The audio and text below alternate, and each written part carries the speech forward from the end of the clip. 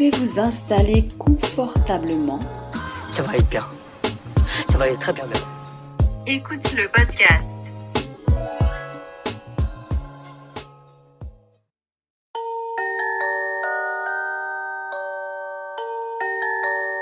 Bonjour à vous qui nous écoutez aujourd'hui sur ce nouvel épisode du podcast, un épisode spécial Halloween. Aujourd'hui, je suis accompagné de deux invités. Bonjour Jeanne, comment ça va ? Bonjour, ça va et toi ? Ça va bien, merci. Jeanne qui enregistre aujourd'hui sa deuxième participation Quelle chance. et qui détient donc le record de présence au podcast pour l'instant. On va essayer de le garder. Et à ma gauche, j'ai Jalil. Bonjour Jalil, Salut, comment ça va ? ça va super et toi? Ça va bien, merci. Écoutez, donc pour se mettre dans l'ambiance, aujourd'hui, Jeanne et Jalil sont arrivés avec de belles histoires d'horreur qui normalement devraient nous faire frissonner. Donc Jalil, tu as deux histoires, il me semble, dont une qui t'est arrivée. Exactement, une histoire qui m'est arrivée et une deuxième pour laquelle je vous garde la surprise. Ok. Et Jeanne, donc toi, tu auras une histoire à nous présenter. Exactement. Et ensuite, en deuxième partie, je vous ferai un petit quiz de vrai ou faux sur des légendes urbaines sur le thème d'Halloween. Donc Jalil, je vais te laisser commencer avec ta première histoire.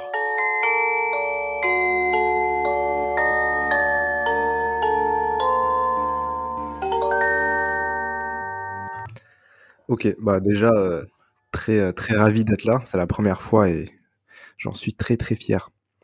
Donc la première histoire, c'est une histoire qui s'appelle l'expérience russe du sommeil.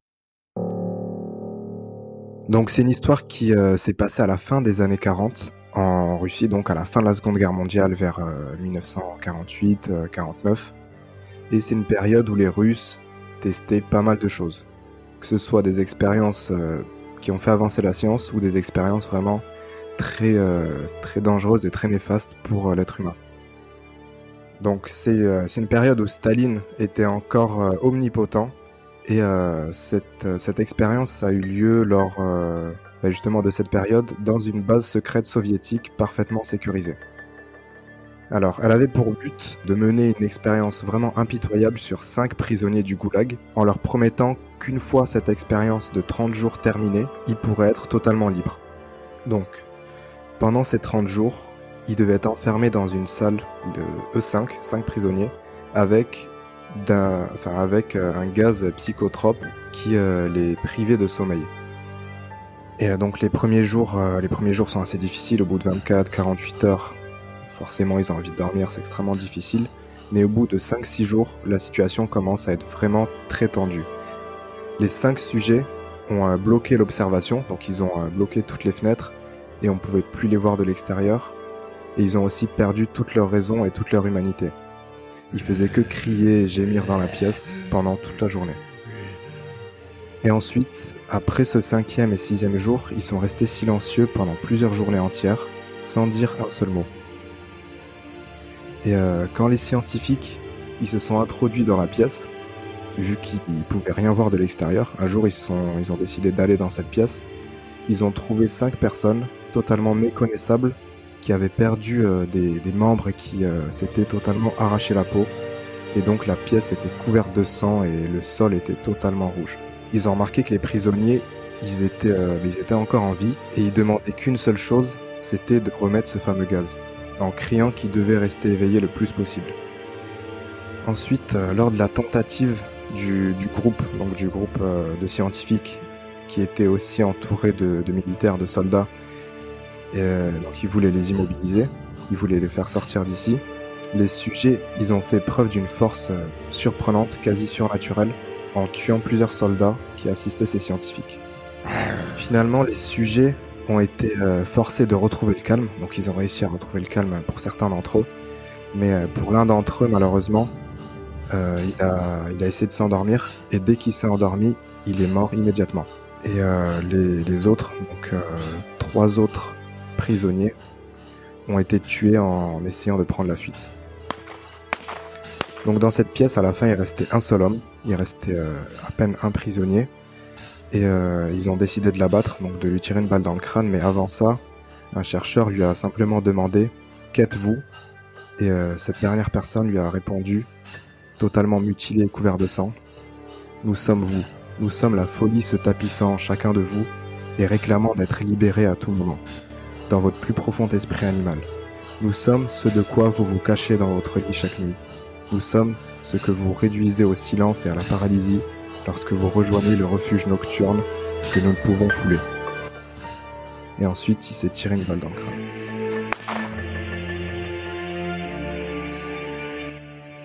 Donc voilà pour la première histoire. J'espère que vous avez apprécié. Ouais. Ah ouais, tu mets la barre très très haut là, sur cette première histoire. Waouh. Est-ce que c'est une histoire vraie? Est-ce qu'il y a des écrits de ça? Ou est-ce que c'est plutôt une légende? Alors, c'est une légende urbaine russe. Est-ce que c'est vrai, est-ce que c'est faux? On pourrait pas trop répondre. A priori, ça tendrait plutôt vers le faux, mais à cette époque, il y avait vraiment des expériences horribles et donc, personnellement, ça m'étonnerait pas qu'on ait pu essayer de faire ça. Après, est-ce que ça s'est vraiment passé? Je pense pas. Mais ça a quand même un petit bout de réaliste. Ouais, c'est fortement basé sur des faits réels, quoi, C'est possiblement. ça. Eh bien, pour ma part, j'ai beaucoup apprécié cette histoire en tout cas. J'ai senti les frissons qui montent. Waouh. Tant mieux. Moi, de toute façon, j'aime bien les histoires qui sont plausibles. Donc, pas totalement dans le paranormal, mais plus dans tout ce qui est théorie, dans ce qui est expérience scientifique. Ça me plaît. Ok, bonne idée. D'accord. Mais ça tombe bien parce que mon histoire, c'est une histoire qui pourrait nous arriver à tous. À toutes celles et ceux qui habitent en ville particulièrement, ou qui peuvent la fréquenter. C'est l'histoire d'une femme qui rentre du boulot un soir et elle prend le métro, d'où la ville. Elle prend le métro, tout se passe bien, sauf qu'il est tard, la nuit, et il y a quasiment personne dans la rame. Petit à petit, la rame se vide et elle se retrouve seule avec un homme à l'autre bout. Elle lui prête pas attention au début, mais petit à petit, ça va changer. Elle a l'impression qu'il s'est rapproché, qu'il est plus sur le même siège. Après, elle avait pas fixé, elle avait pas particulièrement fait attention. Donc peut-être pas, elle se fait sûrement des idées.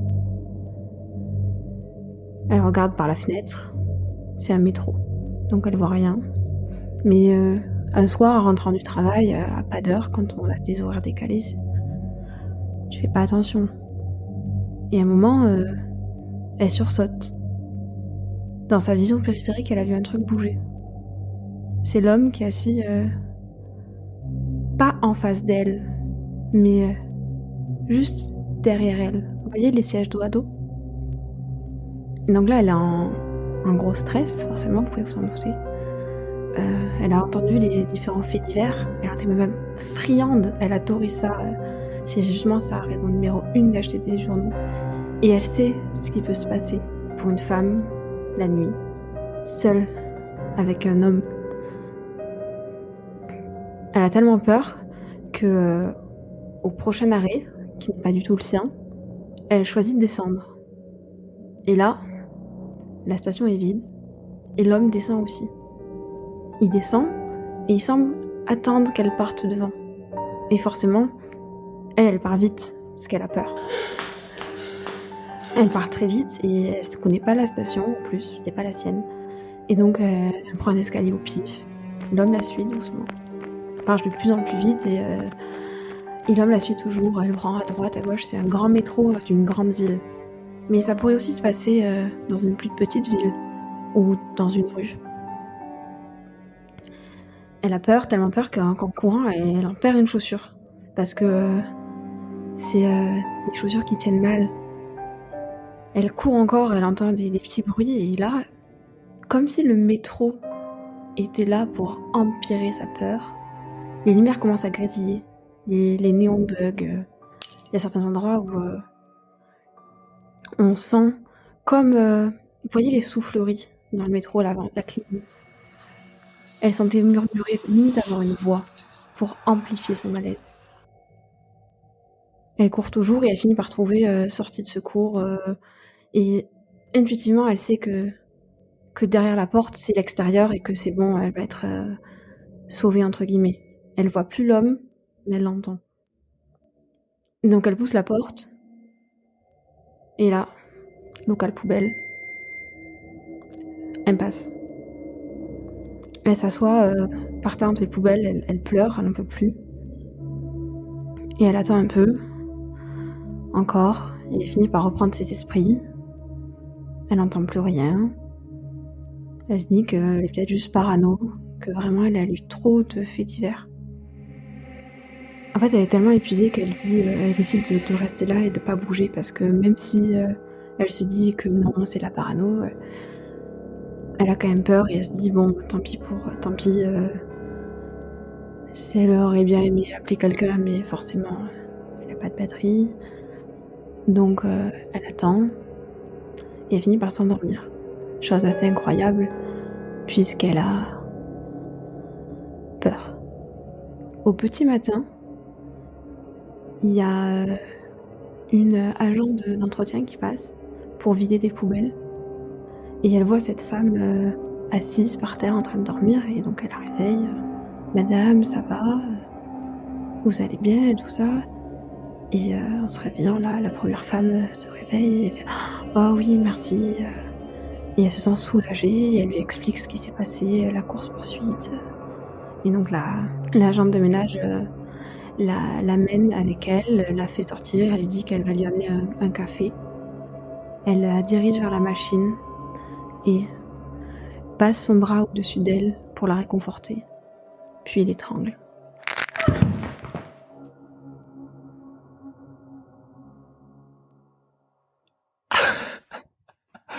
C'est fini? Oui. Ça se finit pas forcément bien, ouais. Putain, ben, j'espère que vous écoutez pas ce podcast dans le métro le soir. Seul. Comme quoi l'ennemi n'est pas qui l'on croit.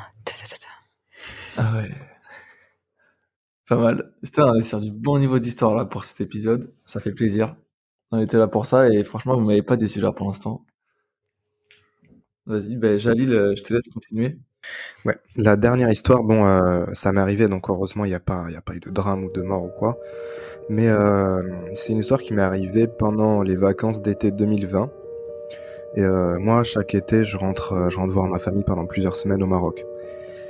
Et le truc, c'est qu'au Maroc, il y a pas mal de mythes, de légendes autour de la sorcellerie, autour du paranormal. Ça fait un peu partie, pas de la culture, mais ça fait partie des mœurs, on va dire.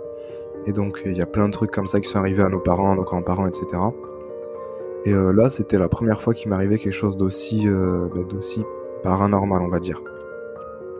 Donc, j'étais chez ma tante avec 2 cousines et 2 cousins à moi. Et c'était pendant les vacances, donc il fait chaud, on sort, il est 3-4 heures du matin, on va faire un tour dans le voisinage. Et ma tante, elle habitait dans un coin un peu paumé, vers la plage en bord de mer, il y avait absolument rien à côté, à part quelques maisons, quoi. Et il y a une de ces maisons qui était abandonnée depuis plusieurs années. On n'a jamais su qui étaient les propriétaires, à qui elle a appartenu. Et donc on enfonce la porte, on s'aventure un peu. Et on entend pas mal de bouts de verre se casser, le bois grincer. Enfin bref, elle avait une réputation dans le quartier d'être une maison un peu hantée. On n'y croyait pas trop, on y allait juste pour passer la soirée. Il y avait un peu de sang, des écritures sur les murs, un endroit un peu glauque où on n'a pas trop envie de rester longtemps. Donc après quelques minutes, après avoir fait le tour, on décide de partir, on rentre à la maison. Et il y a directement un de nos cousins qui va dormir dans le salon, parce que c'est un assez grand salon, donc on s'y met tous. Et mon cousin Mehdi, il s'endort directement sur le canapé. Au bout de 5-10 minutes, on l'entend ronfler comme jamais. Et nous, donc avec mon cousin restant et mes 2 cousines, on décide de jouer au Ouija. Donc on avait déjà fait pas mal de parties, on était un peu habitués. Et cette fois, on tombe sur un esprit qui a l'air assez réceptif et plutôt agité. Donc on lui demande pas mal de choses, comment il s'appelle, etc. Et on lui demande de se manifester. Et on s'était éclairé avec des bougies. Et donc après ça, il m'en éteint une ou 2. Mais bon, pour le coup, on n'y croit pas trop, même si tout était fermé, il n'y avait aucun courant d'air. Mais nous, ça nous amusait. Donc après, on lui demande de se manifester d'une autre manière, un peu plus fort. Et quelques secondes plus tard, même pas une minute, on entend notre cousin Mehdi, donc sur le canapé qui a ronflé depuis 1 heure, se réveiller en sursaut et dire « Oh les gars, je sais pas qui m'a touché, mais j'ai l'impression qu'on m'a touché et qu'on m'a réveillé ». coup, nous, on le croit pas trop, on a l'impression qu'il rigole. Et il nous dit ouais, j'ai un peu mal à la jambe, j'ai l'impression qu'on m'a griffé. Enfin, j'ai l'impression que j'ai senti quelque chose. Et donc, il nous montre sa jambe au niveau de sa cuisse et on voit 3 traces rouges de griffures. Et donc, on était un peu sous le choc, on n'y croyait pas trop, mais ça avait l'air complètement réel. Et donc voilà, après, on a dit au revoir à l'esprit, on a essayé de se recoucher, mais c'était pas évident de dormir avant le lever de soleil, quoi. Donc voilà, c'était la première fois qu'il y a un truc aussi gros qui m'arrivait. Ça, Waouh. c'est des faits, mais c'était réel, genre c'est vraiment arrivé. Ouais, 100% vrai. Genre, tu fais de la Ouija. Ouais, après, c'était Ouija du bled, c'était sur une feuille de papier avec un bouchon de bouteille, mais ça passe quand même. Vas-y, tu m'inities quand tu veux. Si tu veux, cet été, viens avec moi. J'avoue que sur le coup, là, vous avez dû bien flipper. Ouais, c'était assez effrayant. Surtout, il n'y avait pas de lumière. Avec les cousins, forcément, ça fait flipper. Ok, bah super. Une troisième histoire très intéressante. En plus, c'est vraiment arrivé, donc. Eh bien, on va passer tout doucement dans la deuxième partie de ce podcast.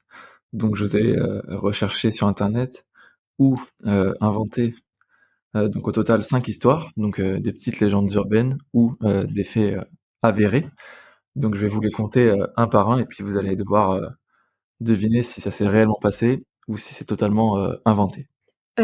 Question, est-ce qu'il faut qu'on soit d'accord avec Jalil, on a le droit de débattre ou on est chacun pour ça? Alors vous êtes chacun pour soi, mais vous avez le droit de débattre et de dire qu'est-ce que vous en pensez, d'échanger D'accord. vos idées, peut-être de poser quelques questions, mais je suis pas sûr forcément de répondre à chaque fois complètement. Ok. Ok, Est-ce qu'on Ok. compte les points? comme tu veux.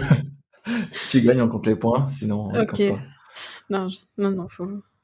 Le gagnant, il a le droit de revenir. Tu joues ta place. Tu joues ta place dans le prochain épisode là. Dans le prochain?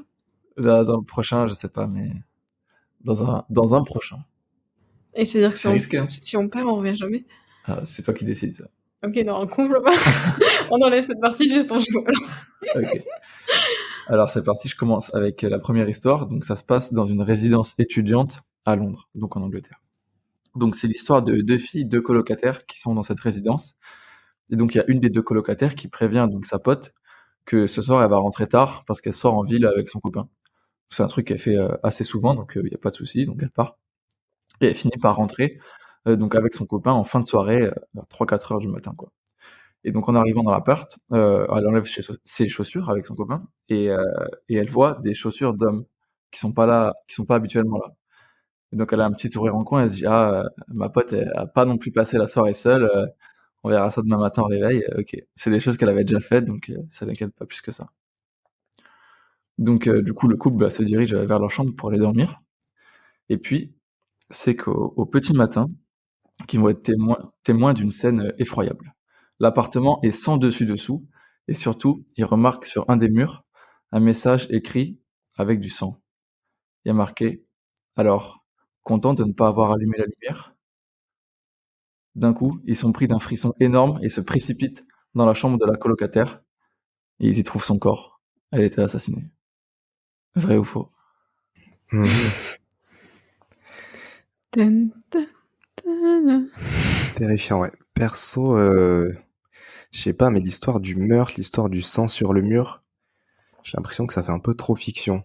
Après, j'espère que c'est pas arrivé, mais je pense, perso, que c'est faux. Moi, ça me rappelle l'histoire qu'on racontait quand on était enfant, où il y avait une personne qui mettait la main en bas du lit et que le chien léchait pour rassurer. Ouais, c'est les couilles. Et en fait, c'était l'assassin. Genre, le matin, il trouve le chien mort. Ouais. Donc, je voudrais tendance à dire que c'est fake. Ok, donc on a 2 fakes. Ouais. Ouais. C'est ça, c'est fake, effectivement. Bien joué à vous. C'est une légende qui apparemment est assez connue en Angleterre et qui est partagée dans les dortoirs et dans les résidences étudiantes anglaises, du coup. D'accord, c'est un peu notre version du truc avec le chien, non? En tout cas, apparemment, c'est répandu comme histoire là-bas. Donc j'enchaîne avec la deuxième histoire. Donc là, ça se passe en 2016 dans l'Alabama, donc aux États-Unis. Un Américain de 27 ans qui a été retrouvé mort, pendu. Et en fait, ce qui se passe, c'est que c'était un YouTuber et il a voulu faire un prank à sa copine en faisant semblant de se pendre. mais il s'est réellement pendu. Et du coup, quand sa copine est rentrée, elle l'a trouvé pendu, elle a appelé les secours, mais ils ont rien pu faire et il était déjà mort. D'accord. Et du coup, il y a la vidéo de lui en train de se pendre? Non, la vidéo est pas sortie sur. Elle est J'arrive pas pas à sortie, chercher, mais mais la police. c'était pas du live, mais oui, ils ont compris comme ça que ça s'était passé. C'était un YouTuber qui avait l'habitude de faire des pranks. Et en voyant les rushs, ils ont compris qu'il s'était pas pendu volontairement, entre guillemets. Ah, donc quelqu'un l'a pendu. Non, enfin, il s'est Ah, pendu, ok. mais il avait pas l'intention de se donner la mort. Il voulait faire semblant. Ok. Pour celle-là, moi, le combo youtubeur américain, Alabama, ça peut être possible, hein, donc perso, je dirais vrai, hein. Ça C'est m'étonnerait pas pas du tout. un peu raciste. Non. Non, mais il y a déjà... Bah, pas aux Américains, mais il y a déjà eu des pranks comme ça. Et il y a un machin qui se fait tuer parce que sa copine, elle prank du tirer dessus, des trucs comme ça. Enfin bref. Ouais, c'est vrai. Ça m'étonne plus de la part des youtubeurs américains. Oui, puis les réponses de Quentin laissent à croire qu'il a fait des recherches quand même. Je vais pas dire vrai. Donc j'ai 2 vrais pour celle-là. Vrai aussi, ouais. C'est ma dernière réponse. Eh bien, c'était faux. Ah, ouch. J'ai complètement inventé cette histoire et j'en suis assez fier parce que franchement, même moi j'y crois à force de la lire. Et j'ai fait exprès de placer Alabama dans le texte. Et tu m'as eu sur l'Alabama. T'aurais dit un autre état, j'aurais dit faux. Mais en vrai, ça aurait été le Texas, ça passait aussi. Texas, Alabama. Alabama, Floride, Texas, tu peux tout raconter. Mais par contre, c'est vrai qu'il y a eu pas mal de morts entre guillemets accidentelles à cause des pranks aux États-Unis. Ouais, c'est Du coup, j'ai chaud. essayé de surfer un peu là-dessus, mais pour le coup, Bien joué. le coup du pendu, c'est fake. Ouais, Du bien moins, joué. À ma connaissance en tout cas. Ouais, c'est ça. S'il y en a qui ont des idées. Ne faites pas ça. Alors j'enchaîne sur la 3e histoire. Donc ça se passe en 1994. Donc c'est un étudiant qui pour Halloween voulait se déguiser en Dracula. Sauf qu'il a voulu avoir une petite idée, un petit plus de son costume. C'était de se mettre une planche en bois sur le torse, donc au niveau du torse, sous son costume, et d'y planter un énorme couteau de cuisine. Et ensuite de marcher comme ça avec le couteau dans la planche pour compléter son déguisement, quoi. Sauf que ce qui s'est passé, c'est qu'il a planté le couteau avec la planche déjà sur lui. Et sauf que la planche n'était pas assez résistante, donc le couteau a traversé la planche, traversé sa cage thoracique et il s'est tué comme ça. Vrai ou faux? Est-ce que du coup, il a revécu après parce qu'il était Dracula ou pas? Alors non, Zut. pour le coup, il est mort. Il est mort. Ouais. Ouais, juste petite question, c'était dans quel état des États-Unis? Alors, j'ai pas l'état. J'ai pas le pays ni l'état. Enfin, du coup, j'ai pas le pays. Déjà, ça part des États-Unis. Oui, forcément. J'ai pas la précision en tout cas. Celle-là, je la verrais bien vraie, hein. Bête, mais vraie. Une idée jeune. Je sais pas, j'ai du mal à faire des choix dans la vie. Faut pas que je dise ça. Mais j'aurais tendance à suivre Jalil. En même temps, c'est énorme comme truc. Quel idiot. Allez, je vais dire faux. Donc un vrai, un faux. Et donc cette histoire, elle est vraie. Ah, ouch. C'est réellement passé. Et donc je l'ai tiré du livre de Stéphane Garnier qui s'appelle C'est trop con de finir comme ça, qui recense des morts bêtes et stupides.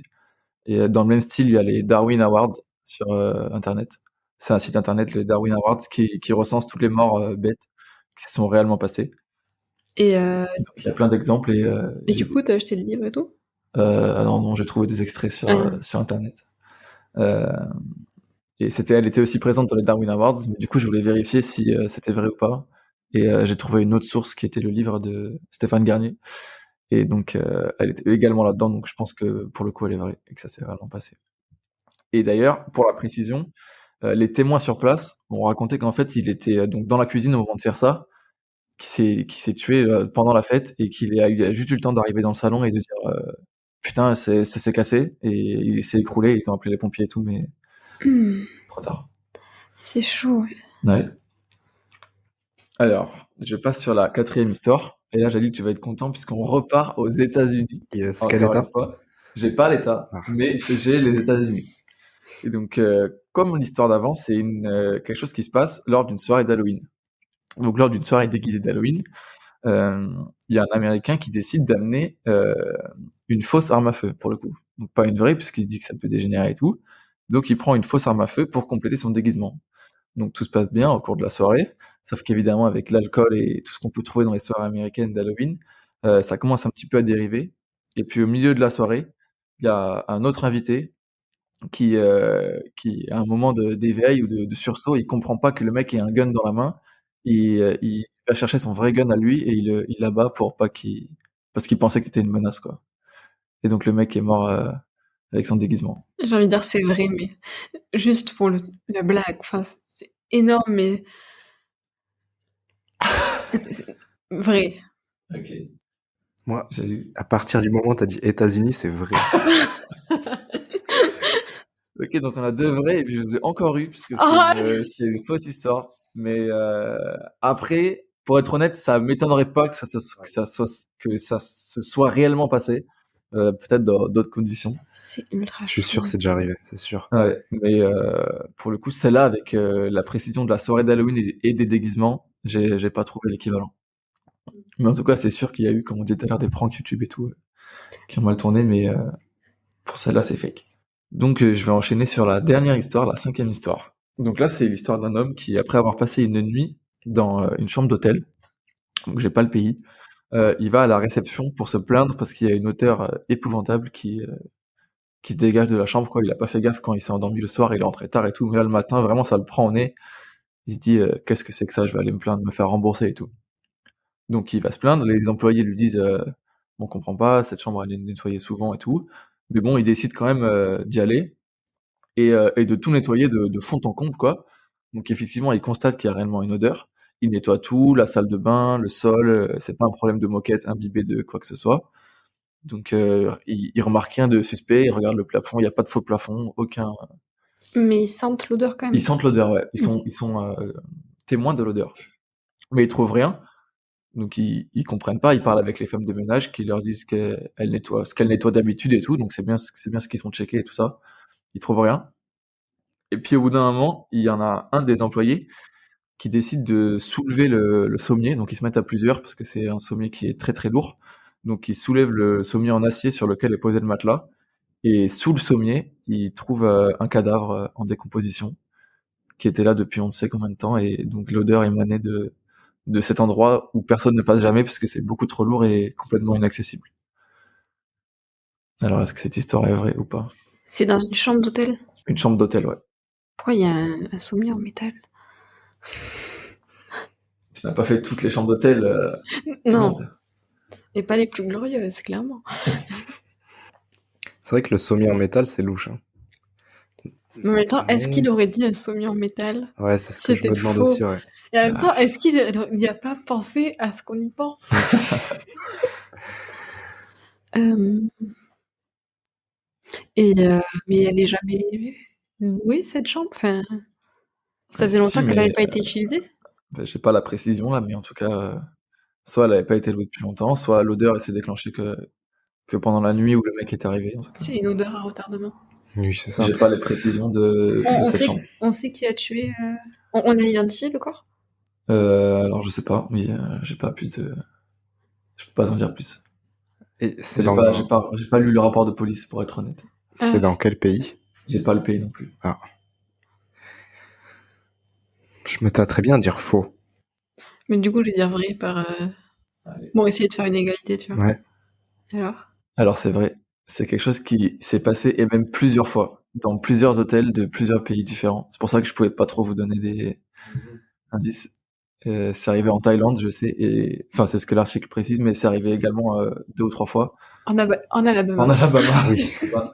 Mais en tout cas, c'est pas la première fois que des policiers retrouvent un corps sous un matelas ou sous un sommier d'hôtel avec des gens qui soit s'en sont rendus compte assez tôt, soit dans l'article il parlait de plusieurs histoires et notamment d'un couple qui était en lune de miel et qui s'en est rendu compte au petit matin qu'ils avaient dormi au-dessus Ok. d'une personne décédée.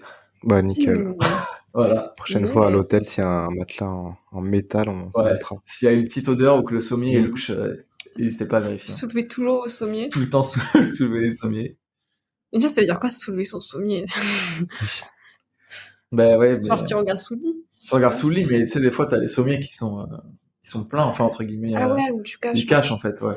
Ah. Tu vois pas dessous, quoi. Donc là, c'était le cas. Et c'est arrivé, donc, plusieurs fois, dans plusieurs hôtels, apparemment. Donc vous trouverez sur Internet plusieurs articles qui parlent de ça. Yes. Voilà. Ok, nickel. Bien, écoutez, le podcast touche à sa fin. J'espère que ça vous a plu d'avoir participé.